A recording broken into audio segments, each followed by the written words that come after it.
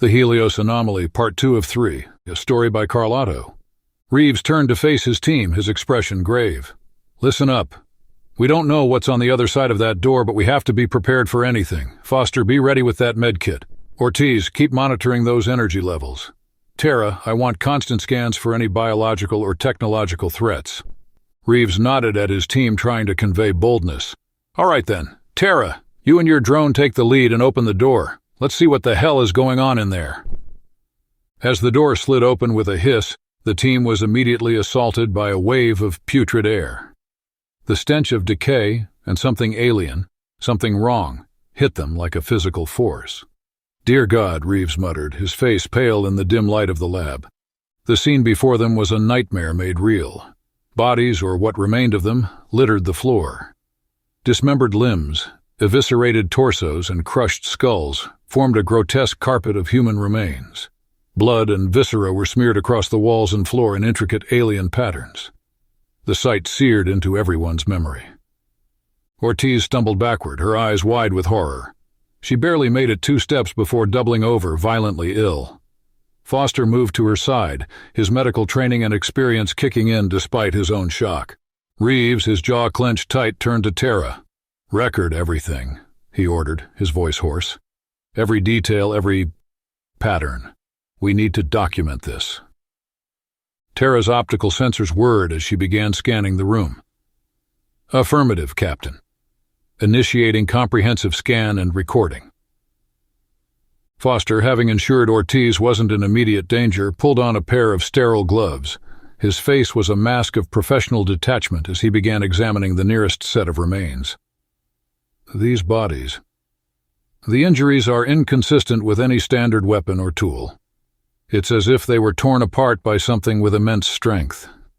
As Foster moved through the carnage, his eyes were drawn to a figure hunched over a central table. Unlike the other bodies, this one appeared mostly intact. Captain, he called, his voice tight with tension. I think I've found something. Reeves made his way over, carefully stepping around the gruesome debris. What is it, Foster? Foster approached the body cautiously. It's different. Intact. Almost as if... His words trailed off as he gently moved the body. There, clutched in the figure's arms as if in a macabre embrace, was a small black orb. Its surface was perfectly smooth, seeming to absorb the light around it. The orb, Reeves breathed, his hand instinctively moving towards his weapon. Foster's eyes moved to the figure's neck, where a deep, ragged gash was visible. Captain, this individual.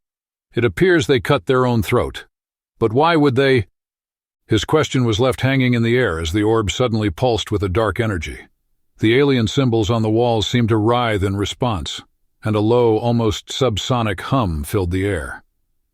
Everyone, step back! Reeves shouted. Tara, analysis now! As Tara began her scan, the team stood frozen, watching the orb with a mixture of fascination and terror. Whatever had happened in this lab, whatever this object was, they knew their mission had just become far more dangerous than they could have ever imagined. Reeves and Foster stepped back into the hallway, their faces grim. The captain ran a hand through his hair, his voice low and tense. What the hell are we dealing with here, Foster? Foster shook his head, his usual composure shaken. I've never seen anything like this, Captain.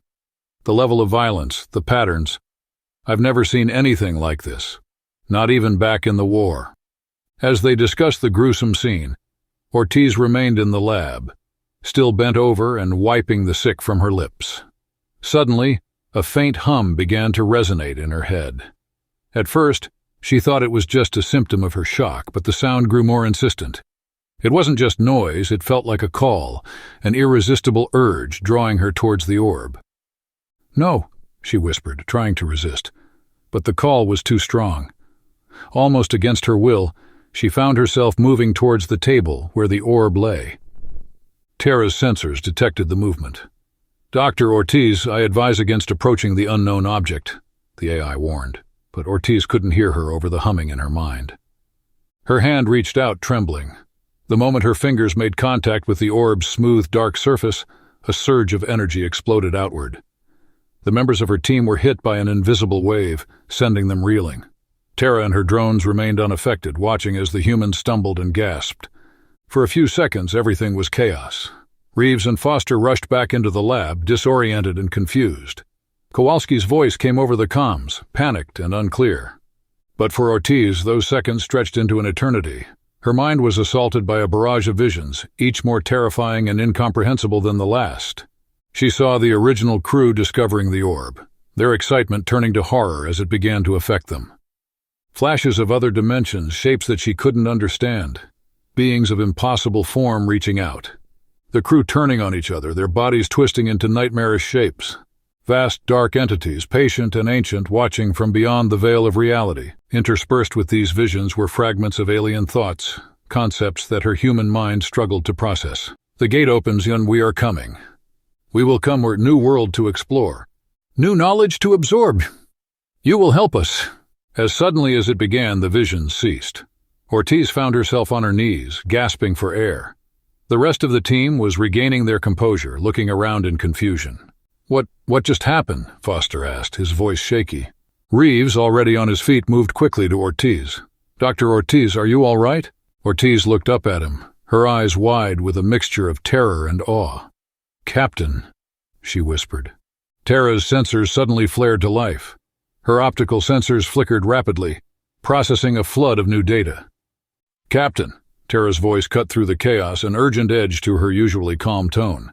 The station's AI has reactivated. It's scanning us. Reeves spun to face her, his expression tightening. What? Why now?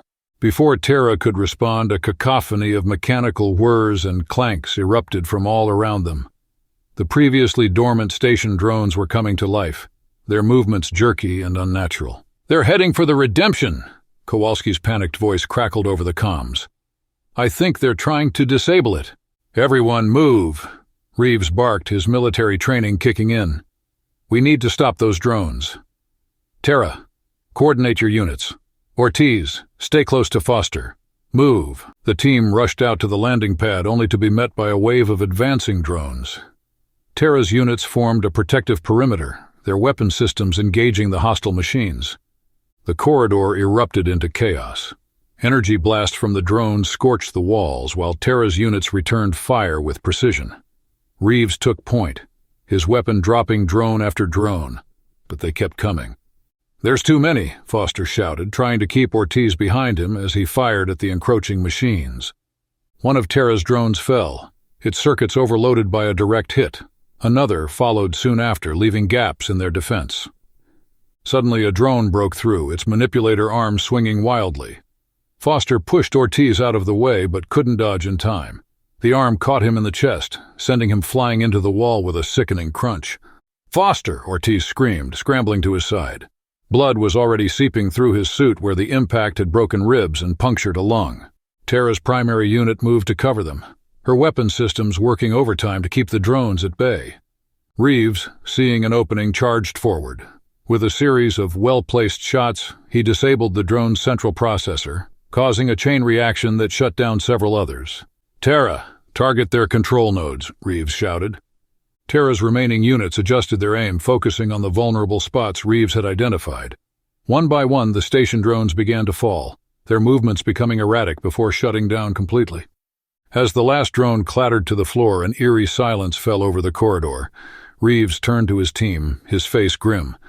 Status report. The Redemption has sustained significant damage, Captain, Tara reported. Initial analysis suggests it is no longer capable of safe liftoff. Ortiz was kneeling beside Foster, her hands pressed against his chest in a futile attempt to stem the bleeding.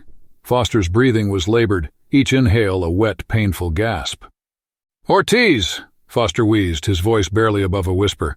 In my medical kit. The blue vial. Ortiz fumbled with the kit, her hands shaking as she retrieved the vial. Foster guided her through administering the medication, his voice growing weaker with each instruction. That should slow the bleeding, Foster managed, his eyes starting to glaze over. No, it's too severe. No, Ortiz muttered, tears streaming down her face. We'll get you stabilized. We'll figure something out. Foster reached up, grasping Ortiz's hand weakly.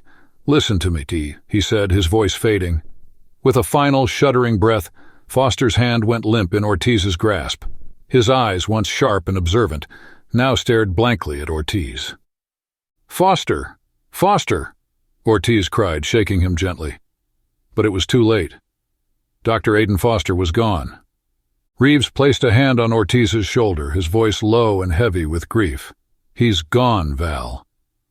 There's nothing more we can do for him now."